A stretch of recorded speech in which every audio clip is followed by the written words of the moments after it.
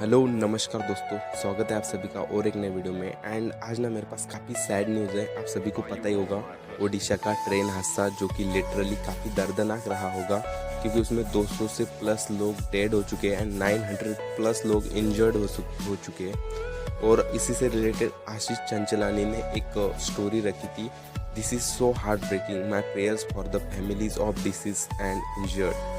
And उसी से related carry Minati ने एक स्ट्रीम रखी थी, चैरिटी स्ट्रीम हम जिसे कहेंगे।